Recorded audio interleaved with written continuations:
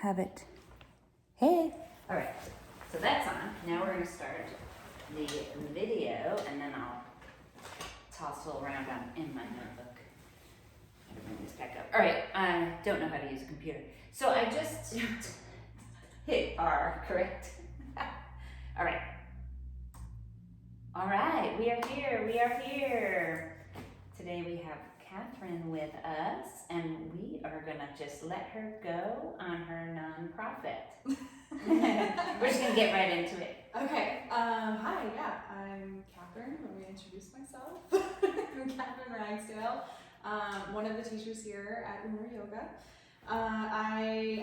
Yes, my husband and I run a nonprofit. I'm gonna back up a little bit though and kind of give you a little summary of me. So in addition to being a yoga teacher here at Lunar Yoga, I also work for the Department of Defense, specifically the Department of the Navy, taking care of Gold Star families. So for anyone, okay, for anyone who doesn't know what a Gold Star family is, it's someone who has lost their loved one while serving on active duty for the military. So I did that for 5 years for the Army, and then got the opportunity to switch over to the Navy, and so I'm doing that now. Very honored to serve those families.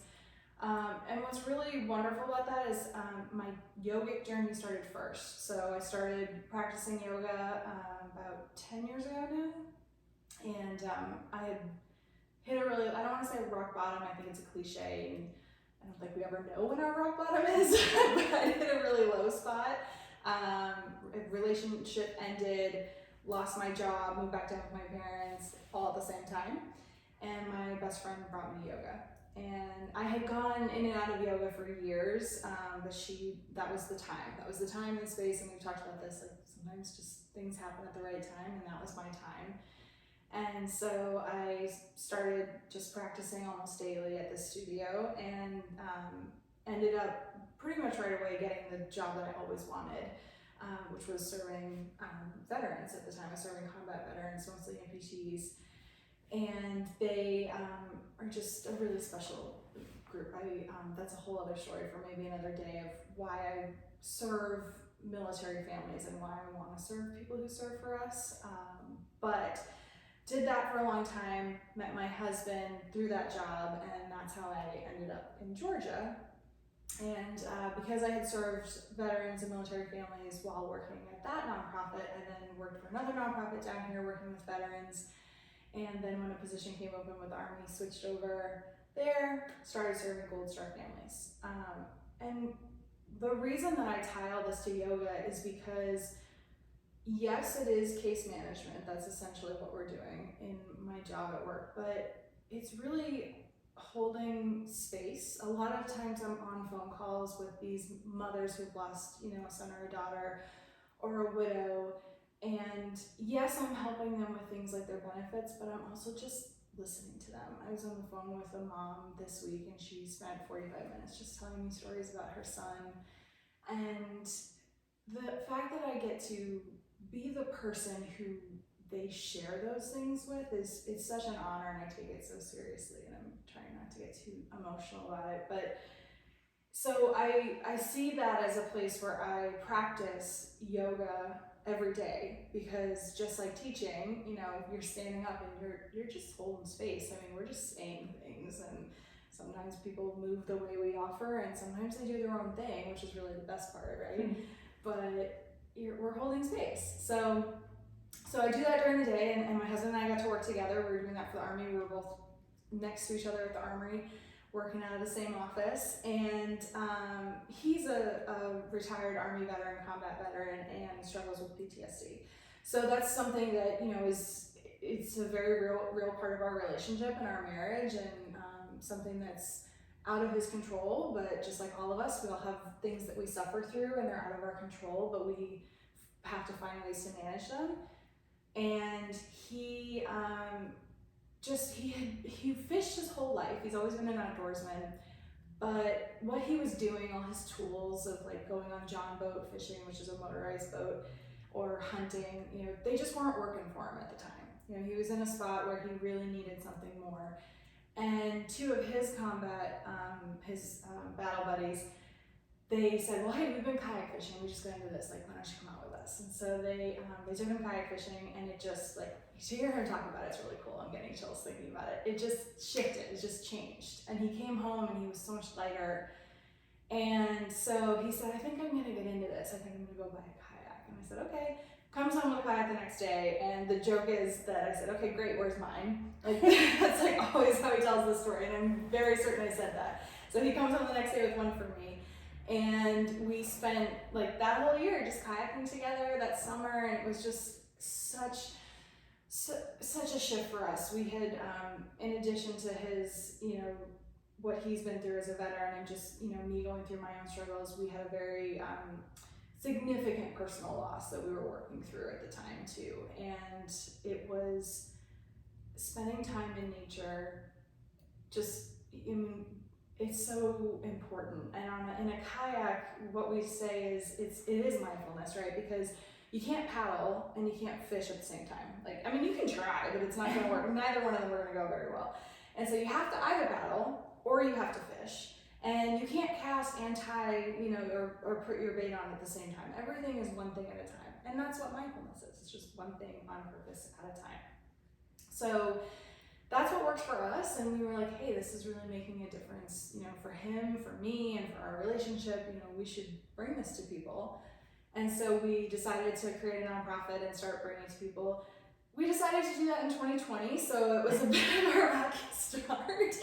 And then, the world kind of came back, and we felt like we were like, okay, everything's going to happen, and the economy kind of tanked. So it's been a rough time period to start a nonprofit, but we're also not really interested in being big. We say we want to make the difference in, just one person at a time, because when you make a huge difference in one person's life, it makes a ripple effect, and it impacts all the people around them. So he takes, it's the rule of thumb is it's 2 to 1. So it's we have a group of other veterans who are also fishermen, and they all go together. And so the rule is it has to be 2 of the guides with 1 person or 2 people. We have veterans who go out together, but it's never one-on-one.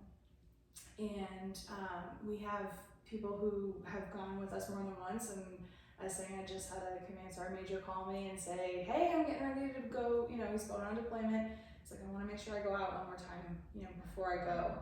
So that's a huge win. But it feels like, okay, we're doing something right.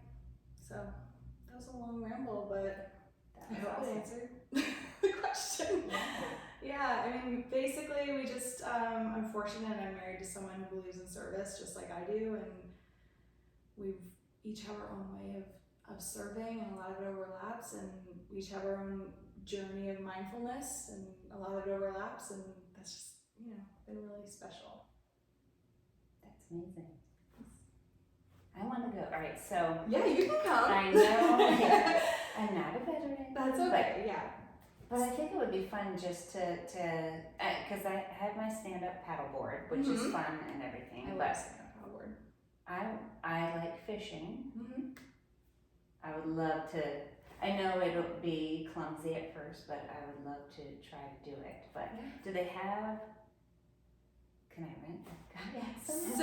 So you might know someone who has a fleet of kayaks. Oh. So I guess I should answer logistics. So we live in Cumming. We're about 5 minutes from here. And we have a trailer of kayaks here, and then we have a trailer of kayaks down in Milledgeville. So 2 of our pro staff, one is a combat veteran, and the other one is actually a registered nurse, because again, we're not trying to do just military, forgive me if I didn't say this, we want to serve military veterans, but also police, firefighters, EMTs, anyone who's first responder, because one of the things that Clay talks about, and he's much more eloquent than I am at it, but when you're a veteran who deploys, you're in your unit, you're with your, fellow, I don't want to just keep saying guys because it is men and women, but you're with your guys, and then when you come home, you're home, right? And yes, you go do trainings, but your deployment that could create trauma is over there. When you're a police officer or a first responder, you get to that wreck and you might have someone who dies on you, and then you're expected to just go home that night. And there isn't any separation. Now that is still a problem that, people are starting to talk about in the military when you think about like World War I or World War II, it took months for these, soldiers and Marines and airmen to all get home. They were traveling on a ship, and they had that time to process, and they don't have that anymore. They might be on a flight, from Germany, and they're home within 48 hours. And so that not having that time, long story short, not having that time to decompress and separate yourself from this traumatic experience, this life-threatening experience that you just had, and then being expected to just go pick your kids up from school. Shift gears. Yes, or have a normal dinner with your spouse. So we want to serve, all of the people who are serving and writing a blank check for all of us. Just saying, hey, I might die on duty, and I know that in today's society there's a lot of layers to that, but in general, I like to think that anyone who raises their right hand to serve, does it from a place of love and compassion and service. So anyway, long story short, so we have two groups of people, two bases. We have our house, and then down in Milledgeville where we can take people out. And if you are interested in experiencing it, you are welcome to come with us, even if it means it's something you could talk about. I mean, we've said that that's one of our goals, is to start bringing people who support us out to experience it, so that they can then also talk about it to other people. Because it's important. Taking care of ourselves is important, whether it's on a mat in a yoga studio, or going for a walk with your dogs in the morning, or getting on the river and just watching the water flow. My in-laws, firefighter, emergency room nurse, they kayak all the time. They're retired, and but they've been doing it for years. They don't do the fishing part, but now that you're saying that, I'm like, oh my gosh, they'll just pack them up and go and just go on and listen to the water, and it's really peaceful. Mm-hmm. That is cool. It is. It's just being still in nature. Well, nature is not still at all around you. Yeah. Busy. That's my favorite. Mm-hmm. Yeah.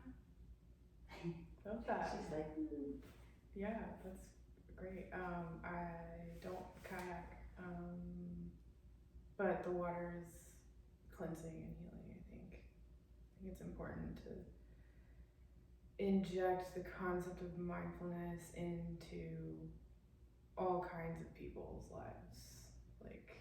And I like that the service industry is where you put yours, because that's a network of people that undergird society. Mm-hmm. So if you distribute light in those pockets, that's uplifting the whole of everyone. I love thinking about it that way. Thank you. It's beautiful service work. I mean, that's true light work. Thanks.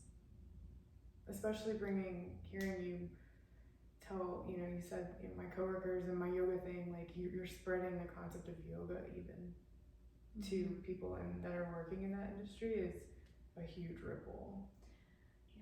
Yeah, thank you. One of my coworkers who's on the west side of the country, she's also a yoga teacher, and we've been chatting we're trying to bring the woo-woo to the military, because they think yoga, and they're like, I can't do it because I'm not flexible. We've all heard that, right? Or I don't want to get on a mat.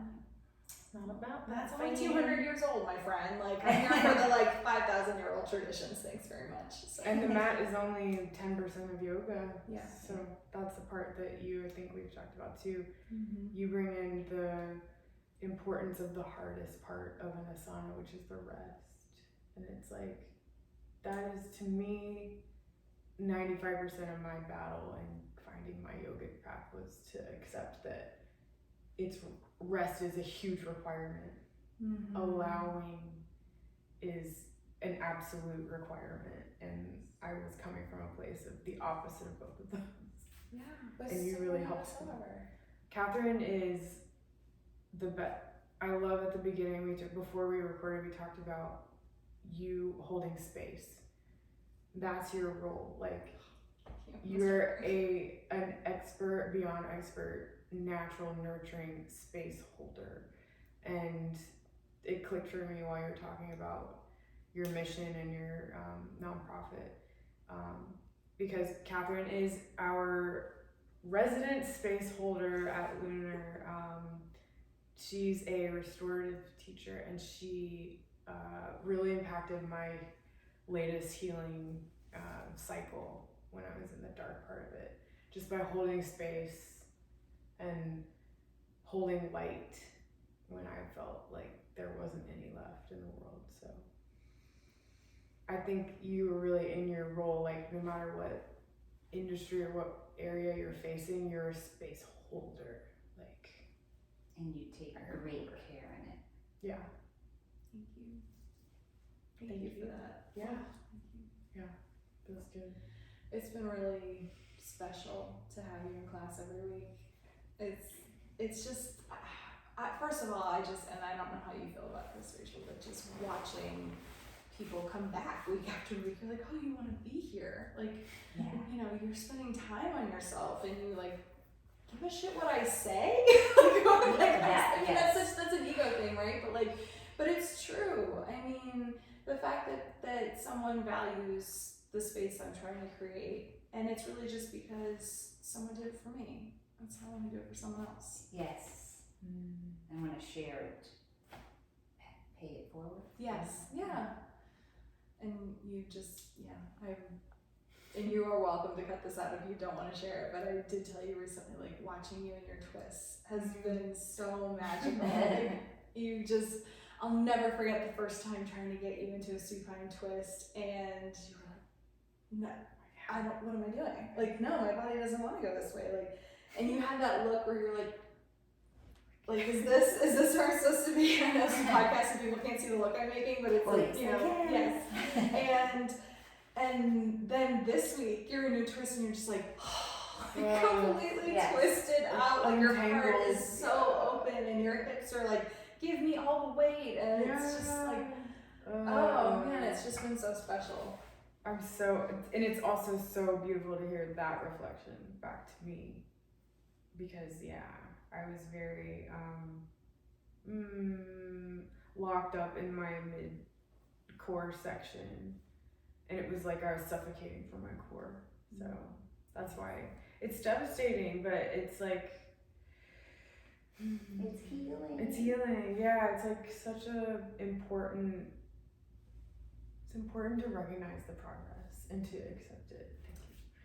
Because it does feel like progress. I used to bully myself into progress, and now I've allowed myself to make progress, and it's like that actually opens me up, like literally, and in my heart-mind connection, like opens me up mentally and emotionally, but then it literally physically, the fascia is like I can breathe, like ripples, and being in it was heartbreaking, being in a position of trying to rest and not being able to.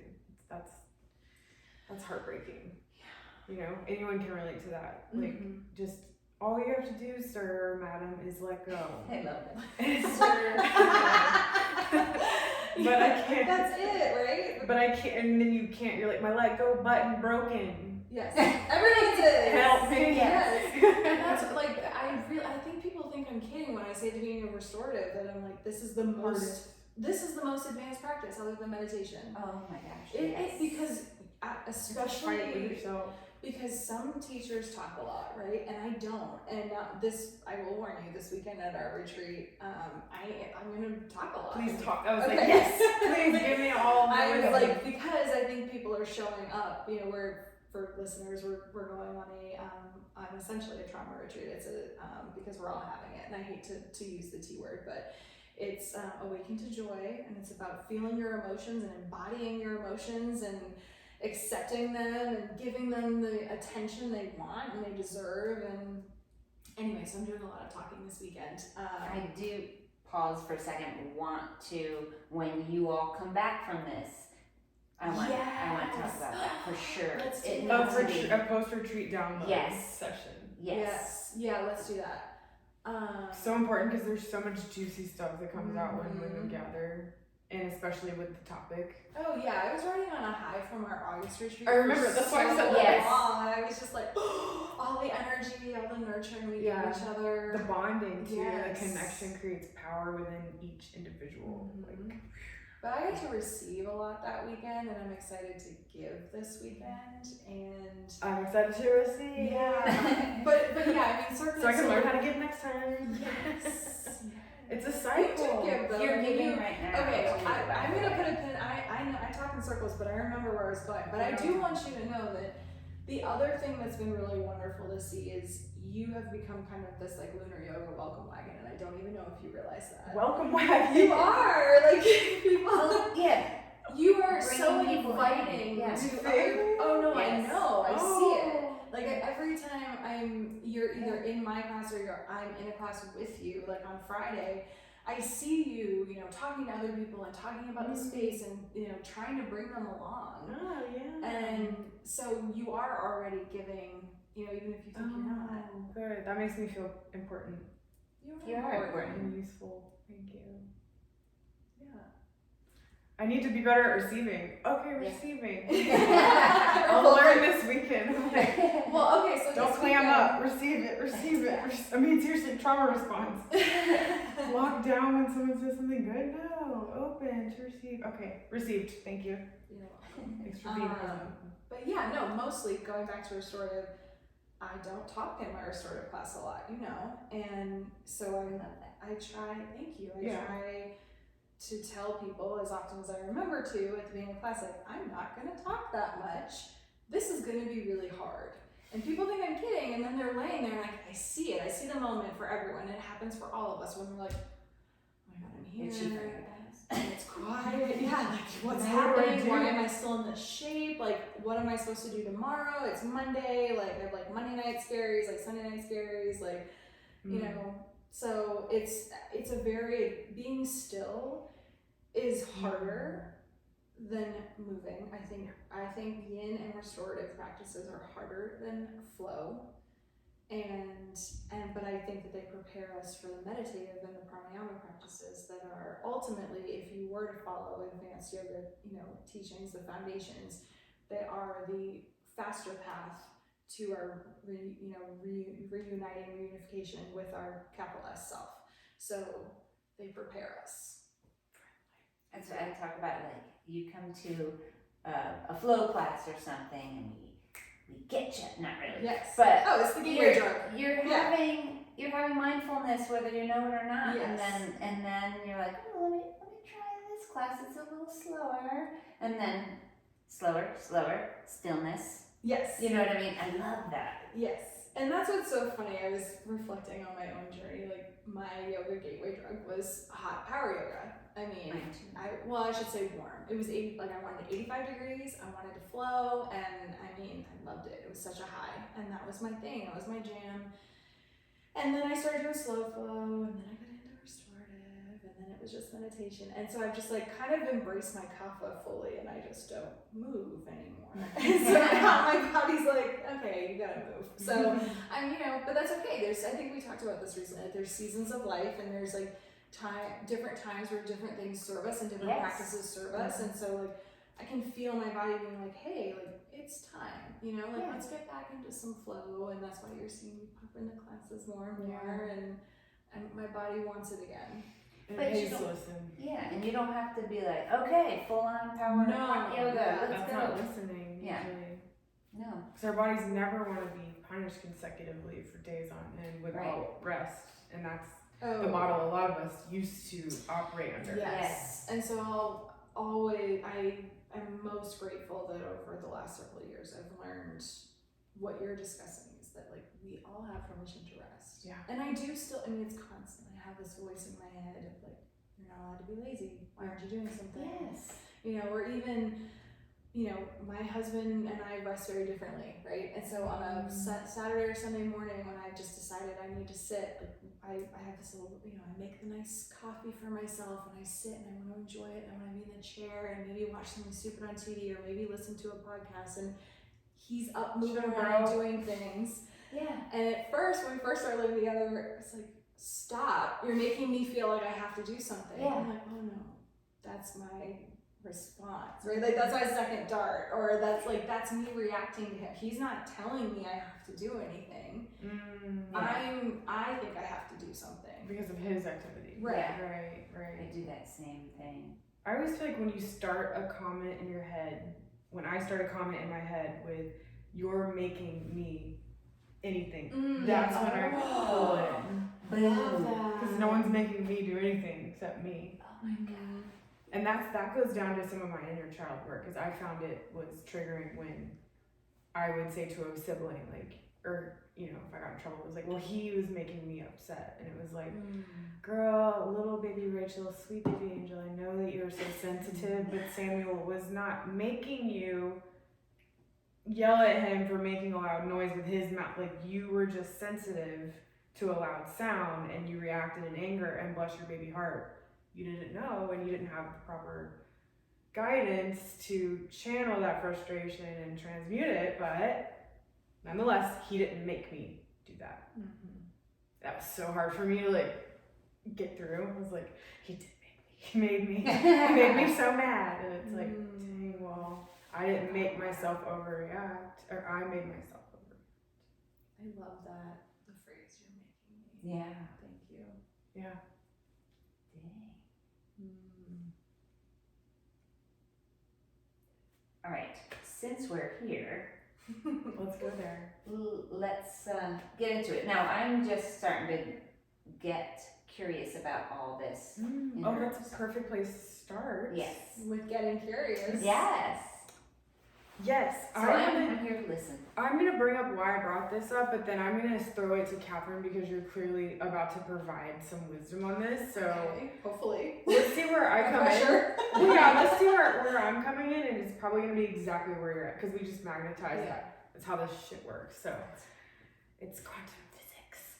But so I just did a practice today with my women's group. I'm in a course right now for it's with it's with a lot of moms, but it's about inner mastery and intuitive energy work without following methods.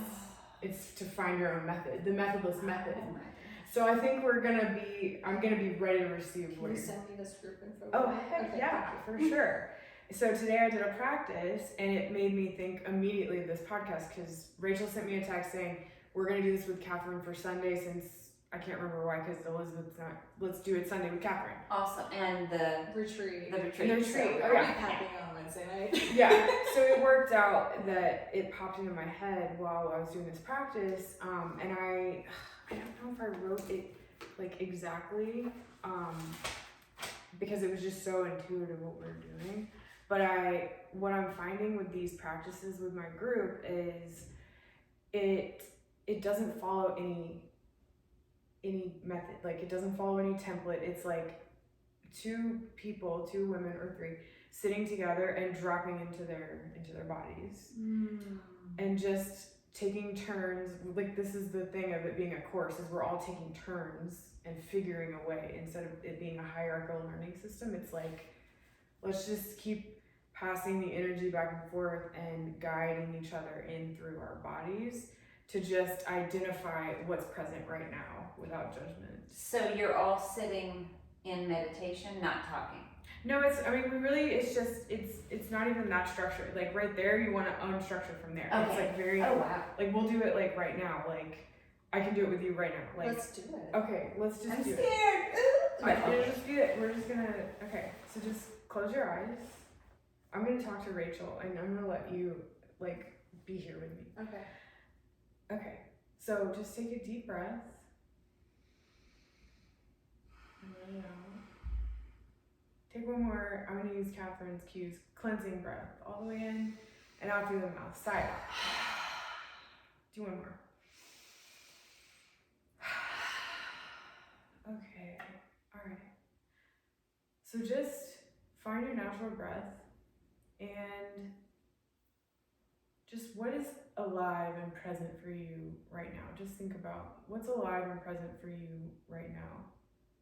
Just feel into your heart center. Feel into your chest. Take a deep breath into your chest.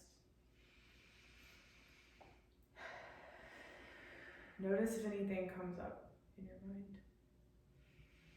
keep breathing into that center. Just noticing anything, any images might come up, any colors, sounds, nothing at all. Frustration, maybe some tightness, any anger, or again, nothing at all. And that's perfectly okay. And if it's nothing, sit with it and allow it. Make friends with it. Whatever's there, allow it in fully. Keep breathing. Now, on your next inhale, bring your awareness up from your heart to your throat and exhale from there. Notice the space, the journey between your heart and your throat. Did anything come up on that trip? Breathing deeply into the throat space. Maybe a sigh out. Wants to come out. Maybe a sound wants to come out. Keep breathing into this throat space and visualize however you want, but I like to visualize sort of like a bluish, diamondy, rotating prism of color here. That's the throat chakra. Breathe into that space and feel what you feel. Any sensation, any visualizations. Just allow it to be. And then let's take a trip up to the center of your head, your third eye, and exhale from there. Right in behind your eyes in the center of your head. Breathe deeply into this area, expanding your mind. Notice any sensations. Maybe you have some pain, like a feeling of a headache, or maybe you feel like your eyes want to tighten, or you feel pressure, or maybe you feel a lightness. Just breathe deeply into this center, to your third eye. And exhale. Imagine sending oxygen to your third eye. Sometimes I like to imagine pulling oxygen from the bottom of my feet up and from the crown of my head down towards my heart.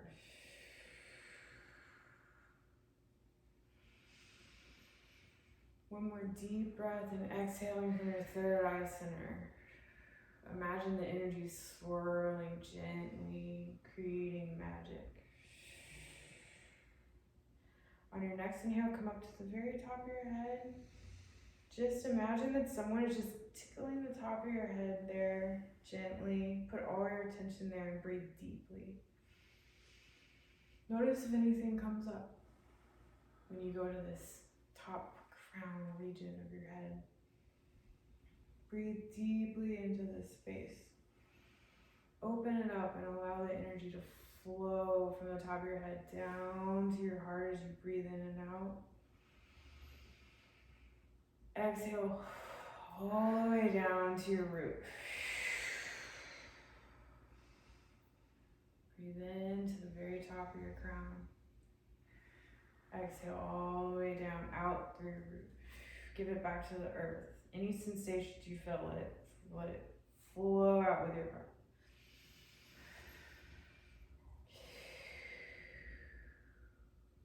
And on that next inhale, just go to the top and slowly go back down with your exhale to your third eye, down to your throat, down to your heart, down through your chest, all the way down to your root. And breathe in slowly. And let out a cleansing sigh. And then just find your natural breath. While you feel into your natural breath, just think about anything that came up, any sensations that came up. And just allow them to be there.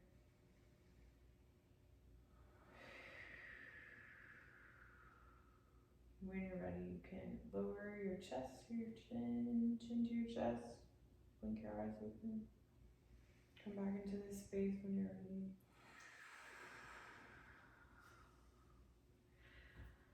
Anything come up for you guys? Yes. Oh, let's talk about it. You want me to go? Sure. Well, first of all, I can't wait for this weekend. Yeah. I'm so excited. It's awesome. all about embodiment. I just honestly was feeling so much gratitude. It was like glowing out of me. So much gratitude for the space that Mandy has created, for you both allowing me to be here with you and inviting me to be here with you. And I mean, I'm also just like new to coming. I moved here just over a year ago, and just can't believe that in such a short time I already have a community. I'm so grateful. I love that. I did too. That feels so good. Thank you for sharing that. Thanks for sharing your practice. It just happened today, so we're just going with the flow beat. What do you feel? Well, I think being that we're getting going with this podcast, I'm feeling excitement, but nervousness and gratitude all in there, swirling around. When you were talking about the bluish color, Rotating? yeah.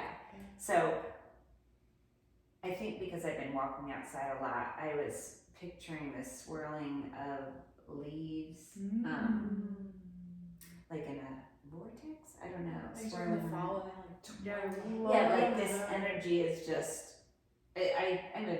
It's I get swirling. You're visual visual, into yeah. it. Yeah. I And want to it hear was all your spinning, and with leaves. What color were the leaves? they were green. Mm. New spring Spring. green.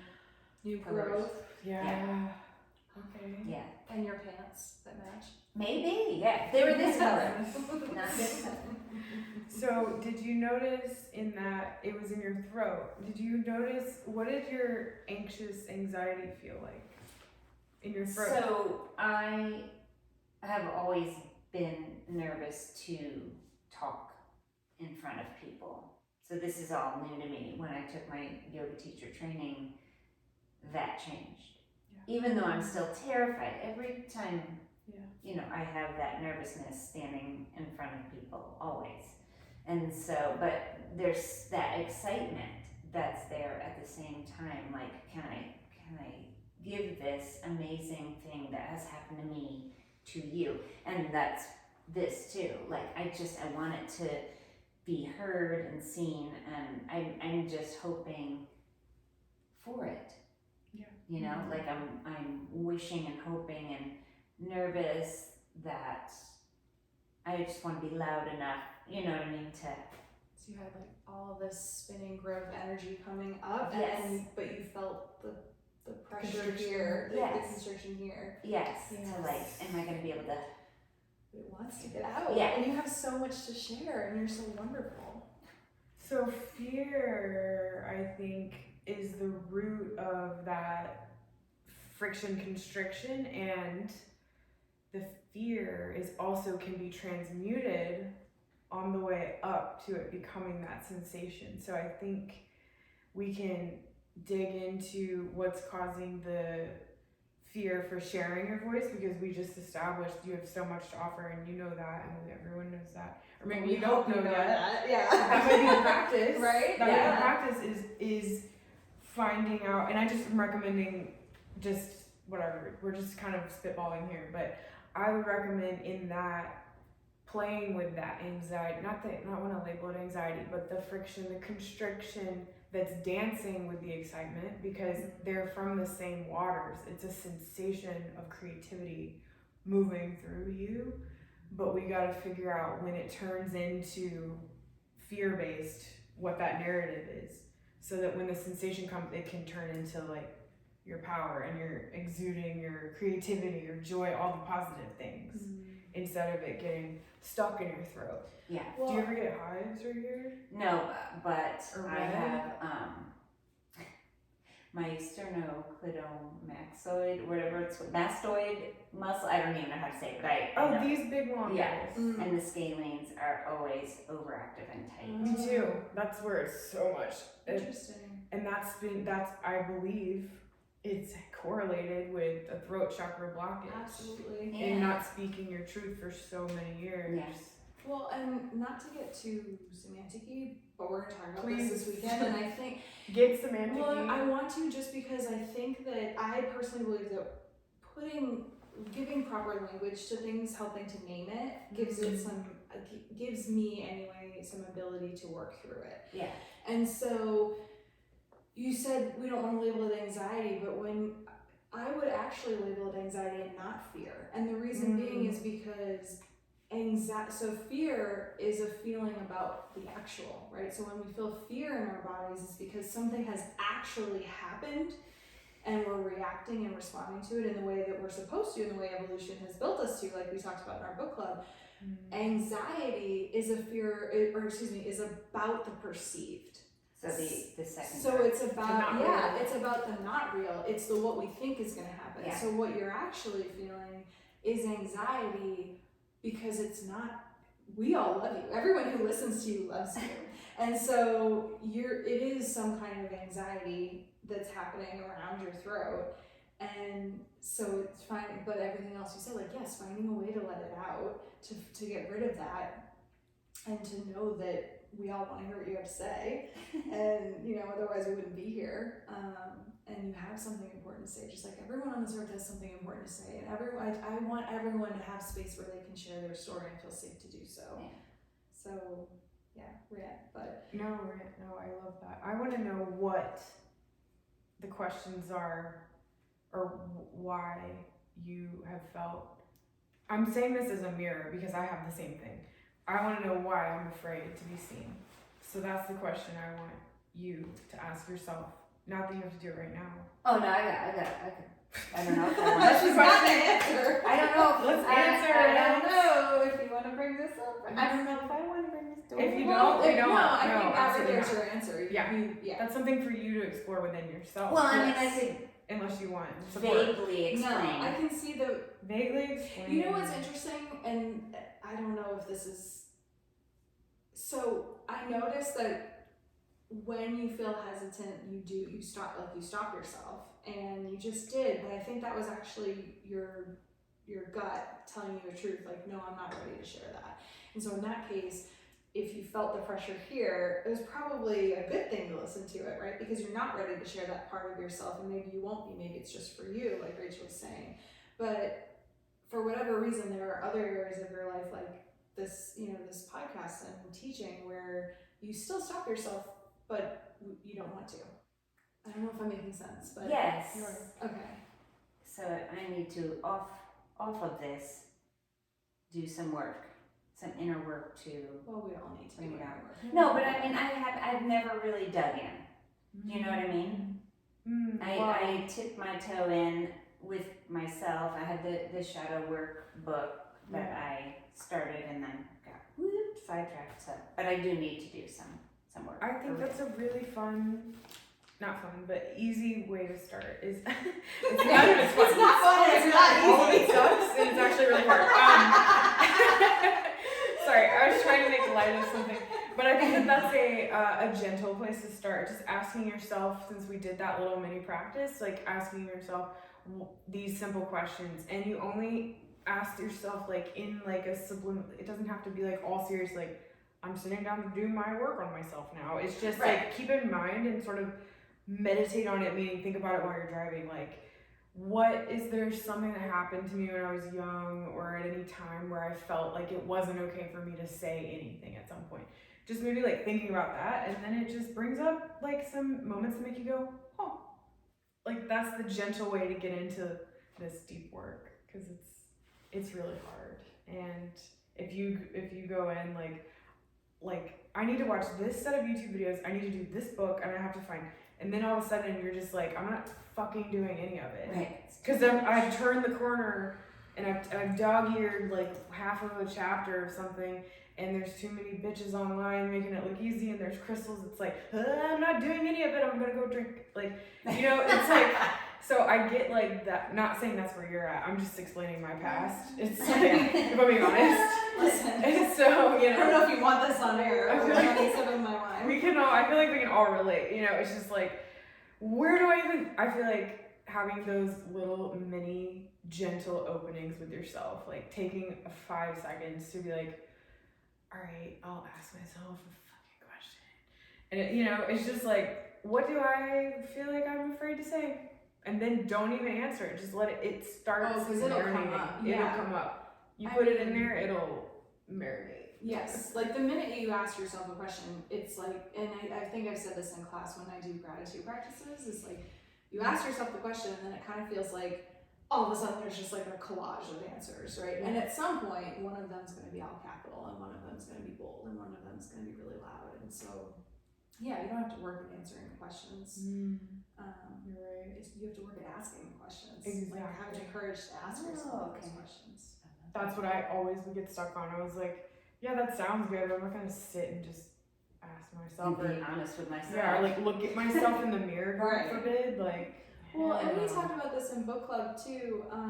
You know, just hey, if anyone wants to come to a book club in the coming area, but you know, we all have those things that we feel like we should be doing. Like we were talking about the body keeps the score and how like you've been carrying around and you're not ready to read it. I carried that. I'm not kidding. That when there was a period of my life where I was flying 3 to 4 times a week, and that book came on every flight with me for like a year. It took me so long. I mean, my copy looks like it's been like through a lake. It's so bad. Yeah. Not because I loved it so much, like my Buddha's Brain copy. Like it just took so banging long around for in your me. Yeah, and I did finally read it. I listened to it. I read it, and I don't get me wrong, it's wonderful, but sometimes I've had this conversation with a friend. She's a like friend, mentor, fellow yoga teacher, and sometimes I think for those of us who are doing the work, we end up being the biggest shoulders, right? Like oh, I should know better because I've done all this work, or oh, I should read this because I'm supposed to, because I'm doing this work. Like no, now we've become worse. Like, wasn't it better when we were ignorant and we didn't think we had to do anything because we were just blissfully walking around not knowing that we weren't, you know, enlightened? And now that we want to be enlightened, we're like, oh, we have to do all of these things. No, you just do what feels right. I want to. Yes. That was a long rant. No, yes, you all. I want to piggyback on that and say when we say should and we should ourselves, I think this hit me earlier today. It basically, when we say should, it's tied to shame. So those are two should sounds. Yes. And I think a transmutation trick, like a little quick alchemy, is when those thoughts come up and you're aware of it, what you can do with that instantly is out loud a little sound healing for yourself.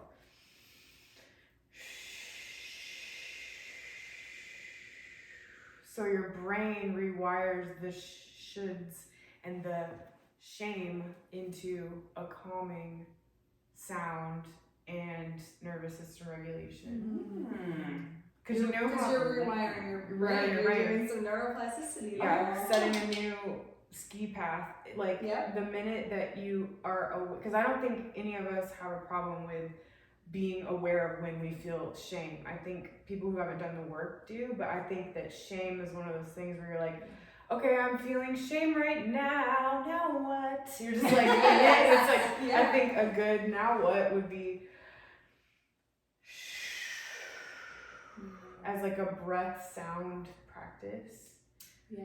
Because that's a trap. The trap is. Well, and if you're a shame Brown spiral fan, Yes. then like, okay, so vulnerable. that's a beautiful step 1. Yeah. But then the step 2 is doing what we're doing here, where you're sharing with, you know, people who you feel safe with. There's another almost sound. We're transmuting the So we're in a safe space and we're sharing, and you know, we're hearing the me too, and it's the yes, me too, me also, or like girl same. Like then it's no longer shame because it's all of us. Yeah. Sharing cancels out shame, and shouldn't can be solved with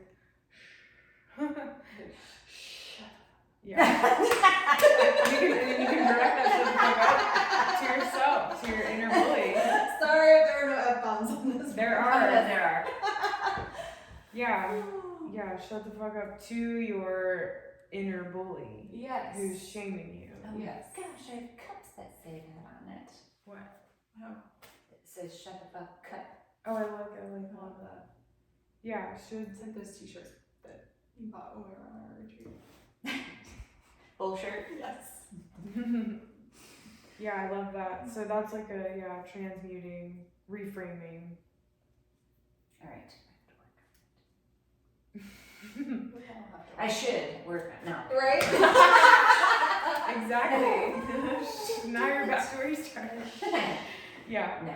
Well, I think that's a really good place to bring it in. Yeah. I feel really grateful Me too. Me too. and Thank full. I always feel really full in my heart when I leave this studio. Mm-hmm. It's so true. Even with challenges that come up and on the mat and in between the mats and in the room, like just Yeah. this is like the incubation lab to test out like how to transmute and bring the light Mm-hmm. and bring the light in your own shadowy caves. Yeah. I'm so grateful that there's also a space next to the studio that's not right, because we've said that so much of the yoga work is off the mat. So it's nice that there's physical space for the off the mat work. Literal off, like out of that room. Yes. in this But room. not outside yet, right? It Right. is. It's like that transition. It's a transition. It's Yeah. like a cocoon. Mm-hmm. Which I was walking the other day after having like a pretty profound expansion couple of weeks or whatever, and I was walking my dog and I happened to look down and there's a leaf with something attached to it and I was like, ew. And I went to like kick it with my foot, and when I lifted the leaf I saw that it was hollow and it was a giant hollowed cocoon. And I was like, flap flap motherfucker. But it was so beautiful. And with that, we all ended. Thank you so much Yeah. for joining us. And we're out. I don't know how to shut it off. I'm gonna let you do that one. I'm gonna do this one. We're done.